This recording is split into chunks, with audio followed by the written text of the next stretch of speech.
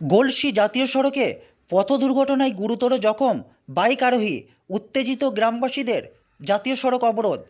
রবিবার দুপুরে দুর্ঘটনাটি ঘটেছে পূর্ব বর্ধমান জেলার গলসি 1 নম্বর ব্লকের পুরসা গ্রামে। বর্ধমানের দিক থেকে দুর্গাপুরের দিকে যাবার সময় পুরসা গ্রামে সার্ভিস লেনের উপর একটি ভলভো বাস নিয়ন্ত্রণ হারিয়ে সজোরে ধাক্কা মারে একটি বাইকে। সাথে সাথে বাইক থেকে ছিটকে পড়ে যান বাইক চালক। জানা গিয়েছে বাইক চালকের নাম মীর অনিকেত, বয়স 26 বছর। দুর্ঘটনার জেরে গুরুতর জখম হন বাইক চালক অনিকেত। দুর্ঘটনার পরেই গ্রামবাসীদের একাংশ উত্তেজিত হয়ে জাতীয় সড়ক অবরোধ করেন। দুর্ঘটনার খবর পেয়েই ঘটনাস্থলে পৌঁছায় গলসি থানার পুলিশ।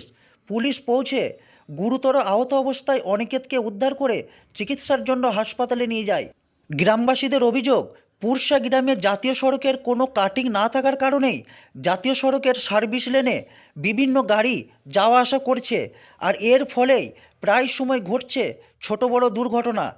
জাতীয় সড়ক কর্তৃপক্ষ থেকে প্রশাসনকে তারা বারবার জানিয়েও জাতীয় সড়কের কোনো কাটিংয়ের ব্যবস্থা করেনি জাতীয় সড়ক কর্তৃপক্ষ, আর সেই জন্যই তারা জাতীয় সড়ক অবরোধ করেছেন। পুলিশ অবরোধকারীদের আশ্বাস দিলে প্রায় 30 মিনিট পরে অবরোধকারীরা অবরোধ তুলে নেন।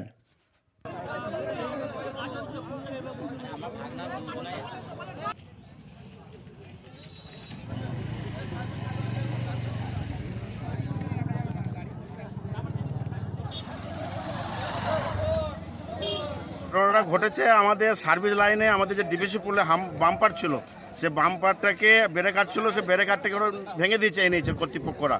দিয়ে সেটা দিয়ে একটা ভ্যালভো বাস গলসি থেকেই আসছে সার্ভিস রোডে, কিন্তু ভ্যালভো বাসের তো আসার দরকার নেই সার্ভিস রোডে, কিন্তু ডিভিসি পুলে আমাদের যে ভাগনা ও ক্রসিং করছিল, একবারই ছেঁচড়ে নিয়ে যায় আপনার কমসে কম 20 হাত দূরে একবারই মোটরসাইকেল নিয়ে যায় এবং রক্ত হয়ে গেছে এবং মোটরসাইকেলও চূর্ণ বিচূর্ণ হয়ে গেছে।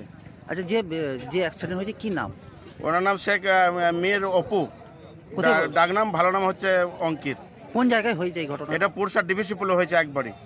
আপনারা কি এখন পথ অবরোধ করেছেন? পথ অবরোধ করেছি আমরা, এনএইচকে সব জায়গাতেই আমরা ব্লকে দিয়েছি, পঞ্চায়েতে দিয়েছি, থানাতে দিয়েছি, ডিএম অফিসে আছে, এসপি অফিসে আছে, দুর্গাপুর যে এনএইচের অফিস আছে মেন খোদ, সেখানেও দিয়েছি। সব জায়গাতে আমাদের কাছে রিসিভ আছে। আমরা এনএইচকে বলেছি কর্তৃপক্ষের কাটিংয়ের জন্য, কাটিংটা কোনো ওরা অবহেলা করছে। আর কথা হচ্ছে যে কোনো জায়গায় আমাদের গ্রামে ভালোভাবে কাজ করেনি এবং বাম্পারগুলো তুলে দেওয়ার না কারণ লাপরোয়া হয়ে যাচ্ছে গাড়ি। একবারে আমরা গলিগ্রাম থেকে নিয়ে এদিকে সমস্ত গাড়ি, কারখানার গাড়ি, সমস্ত গাড়ি, ওইটাই আমরা বলেছিলাম যে একটা বিপদ হবে আমাদের গ্রামের যদি কাটিং না রাখা হয়, প্রচুর বিপদ হবে। 5খানা স্কুল আছে, এত মাদ্রাসা আছে, আপনার পঞ্চায়েত আছে, এত বড় একটা গ্রামের প্রায় 20-25 হাজার জনবলের গ্রাম, এখানে যদি কাটিং না থাকে